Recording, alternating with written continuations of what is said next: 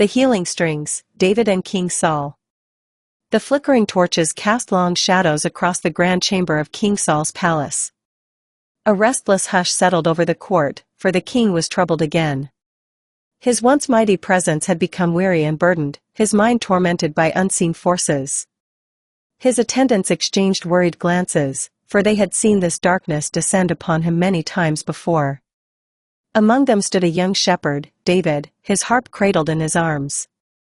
He had been summoned, as he often was, to bring solace to the afflicted king. Though still a youth, David possessed a wisdom beyond his years, and with it, a gift, the power of music to calm troubled hearts. Saul sat slumped upon his throne, his eyes clouded with unrest. His fingers twitched as though battling unseen enemies in the air. His breathing was ragged, his shoulders tight with the burdens of the kingdom and the weight of his own troubled thoughts.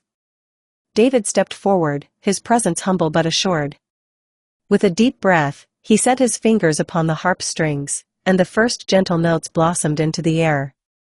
The melody was soft at first, a whisper among the torches, like the hush of wind through olive groves.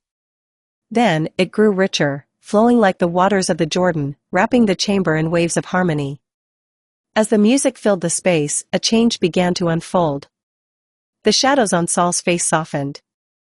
His clenched fists loosened. The deep furrows on his brow smoothed as the melody wove its way into the tangled recesses of his mind. The dark spirit that clung to him like a storm cloud recoiled, slipping away into the night. David played on, his fingers dancing upon the strings with divine inspiration.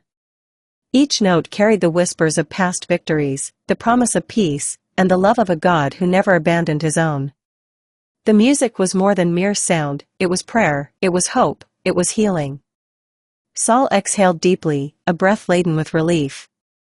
His eyes, once filled with turmoil, now bore a semblance of peace. He looked at David, gratitude flickering within them.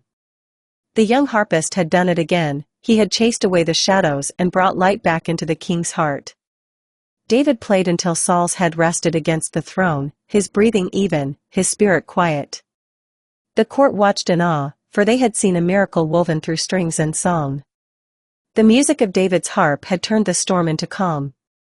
As David withdrew into the night, his harp still in hand, he knew that the power he wielded was not his alone. It was the hand of the Almighty moving through him, turning sorrow into song, and bringing peace where once there had been despair. And so, whenever the darkness returned to trouble the king, David was called once more, his music a balm, his harp a bridge between heaven and earth.